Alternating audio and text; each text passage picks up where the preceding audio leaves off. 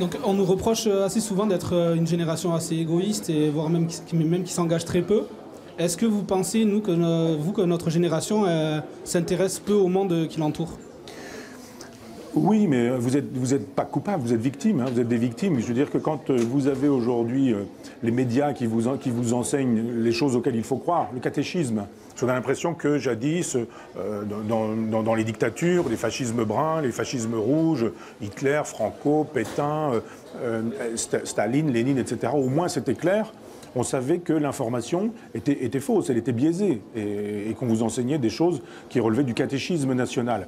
Aujourd'hui, on a l'impression qu'on enseigne la liberté et la vérité. C'est pas vrai. On a aussi un autre catéchisme, mais c'est moins visible. Cette idée que l'euro, l'Europe, l'argent, le marché, tout ça, le cosmopolitisme ferait la vérité des peuples et tout, on vous enseigne ça très tôt, très vite. Il faut aimer l'autre, etc.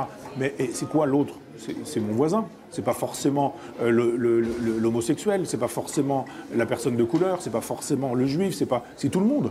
Dans une république, on n'arraisonne pas les gens à leur allure. Peu importe que les gens soient des hommes ou des femmes, des homosexuels ou des hétérosexuels, des blancs ou des noirs, on s'en fout.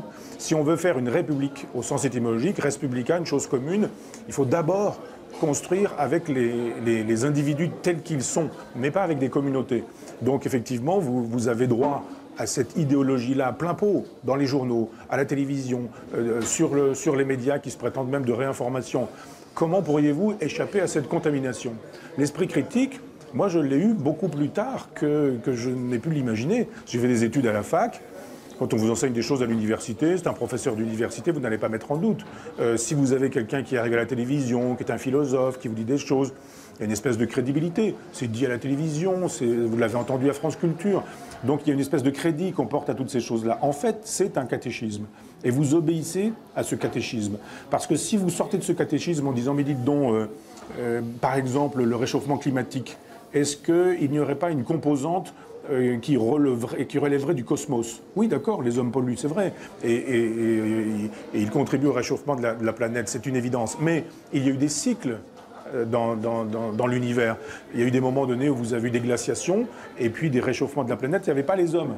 Donc effectivement, la position de notre planète dans le cosmos fait qu'effectivement vous avez des cycles. Et si il y avait une part de ce réchauffement de la planète qui entrait dans l'un de ces cycles-là. Si vous posez la question, vous devenez immédiatement climato-sceptique, associé à Marine Le Pen, donc à Vichy, à Pétain, etc. Vous n'allez pas prendre le risque. Donc vous restez dans le rang et effectivement vous êtes formaté. Votre intelligence est formatée. C'est difficile de sortir du formatage parce que vous en prenez plein la figure.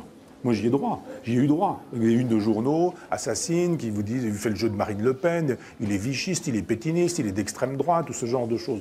Donc oui, vous êtes une génération qui est formatée par une idéologie, mais c'est la pire des choses, vous ne le savez pas.